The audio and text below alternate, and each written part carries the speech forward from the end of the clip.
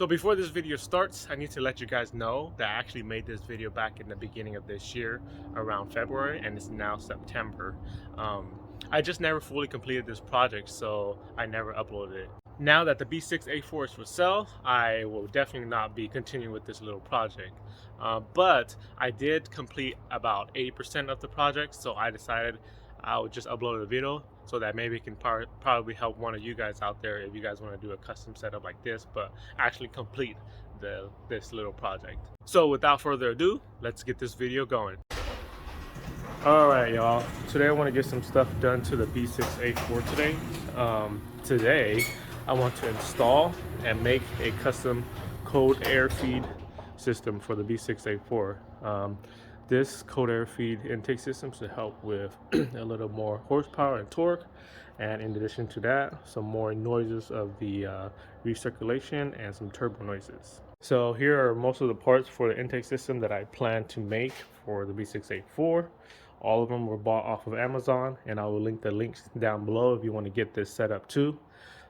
This includes an internal coupler, a 135-degree elbow, silicone elbow, a little intake funnel, an air duct 3-inch hose, a small little K&N air filter, and I got my little cardboard box here too to help me mock up a custom shield that I want to do to help separate the heat from this intake system. Alright guys, so before I get this install started, please help support my channel by subscribing to my channel. All you gotta do is hit that red subscribe button. This will help me make more videos to possibly help you guys with any future install. Thanks guys. Alright, so let's go get this custom intake setup mocked up and installed. So of course, the first thing that you will need to do is remove the stock intake setup. I've already done a pretty detailed explanation on how to remove the stock intake in my test pipe video, so go ahead and watch that to figure out how to take that. But I'm gonna get this taken off real quick. It's kind of windy out here. I don't know if I want to do it inside of the garage or just do it real quick outside here, but yeah, let me go ahead and get that guy off. So let me just do a real quick explanation on how to take off the air box. You have the 2 Phillips screw up here, then that can pull out. Then you gotta take off the heat shield here, which is 4 small Phillips screws, 2 up here, 2 down there, and that can be pulled off. The hard vacuum line here, there's 3 small Phillips screws, 1 up here, 2 down there, and that can be pulled off of the air box. After that, you gotta unplug the MAF. Then the intake hose right there, which is a 7mm head, and after that you can pull off the intake boots, and then you have the secondary air injection plastic hose that you gotta pop off the air intake box. Then you have a little plastic push-in pop-in little screw like piece here that you gotta pop out, then pull it out of the fender side here, and then there's some wires and cable that you can just pull and pop off of the air box. After that, there's just 2 rubber little things on the air box that goes into a hole, 2 holes in the frame, and you can just basically pull that out of the frame, and then the whole air box should come out.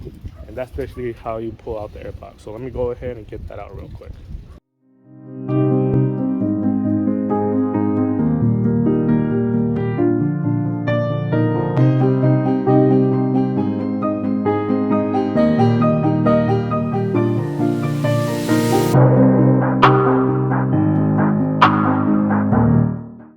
Okay, so now the air box is out. Now we can really get this setup started. First, we would also need to take out the passenger side headlight and the lower fog grille too, so that we have more visibility on how I want to get this all set up. Okay, so we're gonna need to take the MAF off of the air box, and it's just 2 Phillips screws that hold it into the MAF, or it's just 2 screws that holds the MAF onto the air box. 1 here and 1 right there. Okay, so the air box is out. Now I'm gonna remove the headlight, which is just 4 T30 screws. The 2 top ones, remove it all the way. The 2 bottom ones, just unscrew it to a certain extent, and then that should be able to. Then you should be able to pull out the headlight, and of course, gotta unplug the headlight.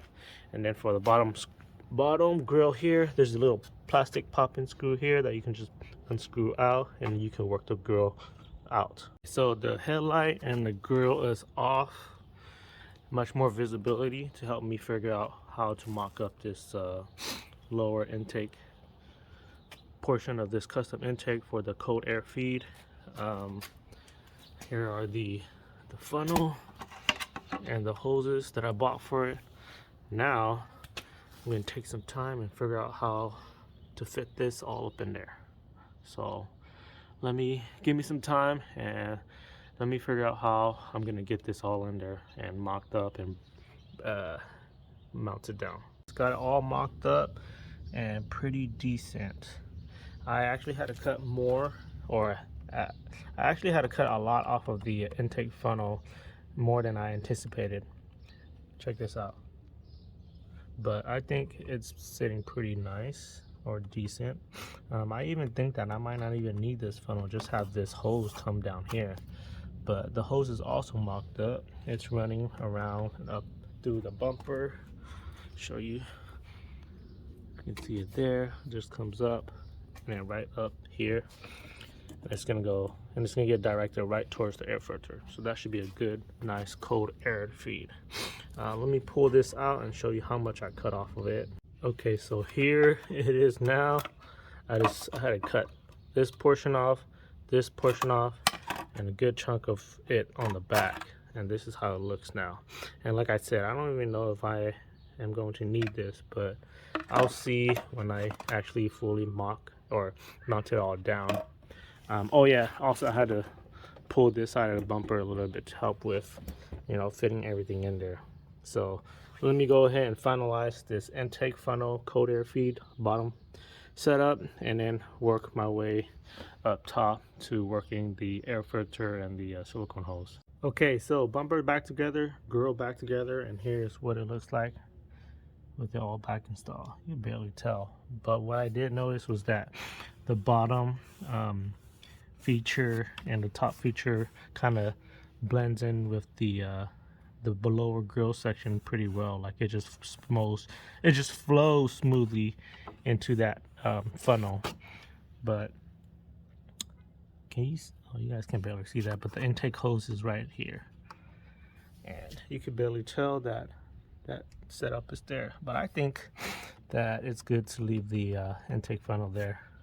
I think that I'm going to try and look for a better intake hose for it, but for the meantime it works pretty well. It does still direct it straight to the intake hose. So now let's get working on the top intake setup. Here's the planned mock-up of the intake setup. I did have to cut a little bit off of each end of these silicone hose because I wanted to push the air filter as close to this end as possible to keep it away from the heat of the engine and the turbo and whatnot, and to allow a better cold air fresh feed to the intake filter, because I'm still planning to install the stock snorkel, which is going to go from here and into down here. So air going to here, and from the bottom gonna route it up right up to the air filter as well. So I feel like that's going to be the best positioning for the air filter. And now I'm gonna button it all up and then start and begin making the custom heat shield for this intake setup. Okay, so here's what it's gonna look like. The bottom air feed here is gonna go straight towards the air filter, and then the top snorkel here is gonna go right on top of the air filter here. So that's gonna be a good cold air feed intake. So now I'm gonna mount it all down and then start with the heat shield.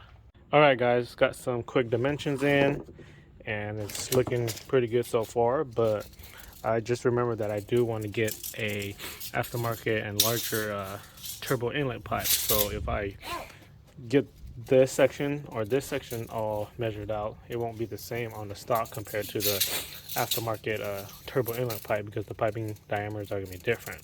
So in the meantime, I'm just going to be running it with the stock small little heat shield for the time being until I get the larger turbo inlet pipe.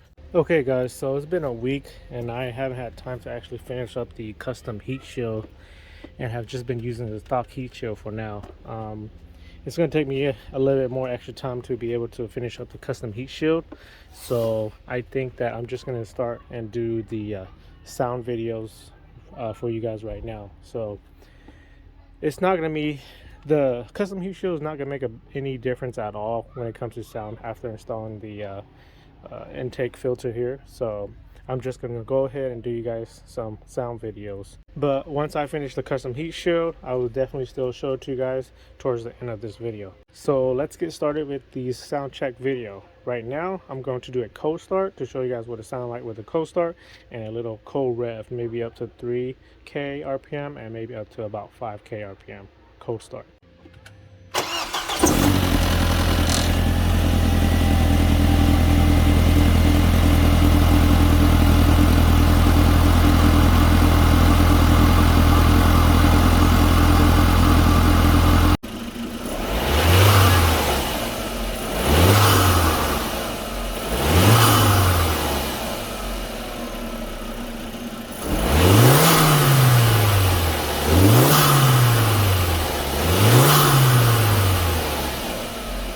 So there's that cold start and some cold start rev. Now let's go get some warm driving videos. All right, guys, just got to a nice empty road and I'm going to get these videos for you guys.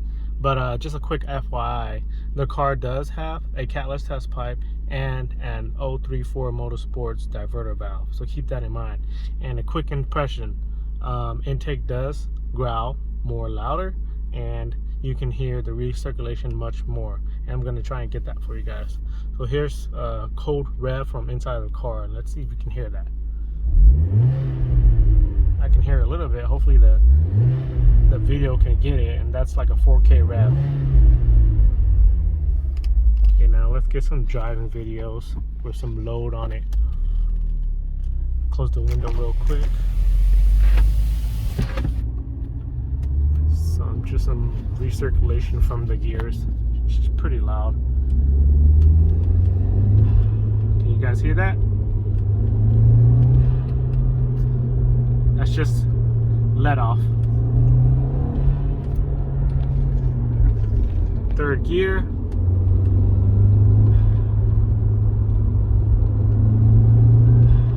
Hopefully you guys can hear that. It's pretty loud.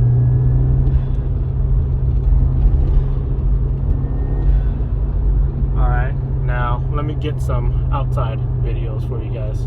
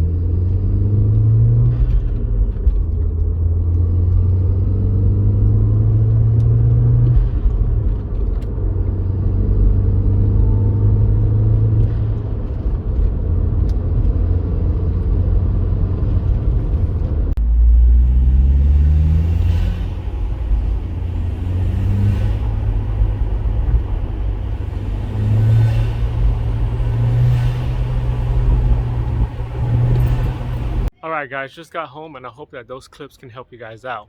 Anyways, now let's get back to finishing up this heat shield.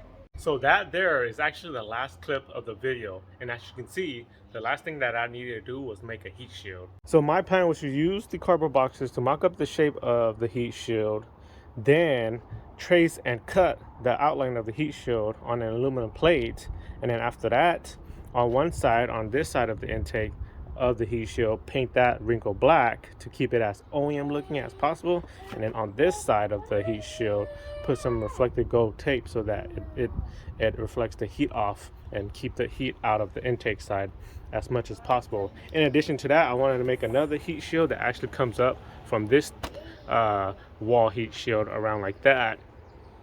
Paint the top part wrinkle black as well, on the bottom part another reflective tape for some more extra heat coverage. But like I said, just never finished up this project, so this video was never uploaded. But I still did run the intake setup with just the stock heat shield, and it worked okay. And now the B6 A4 is for sale because I bought another car, the B8 S4, as you can see back there.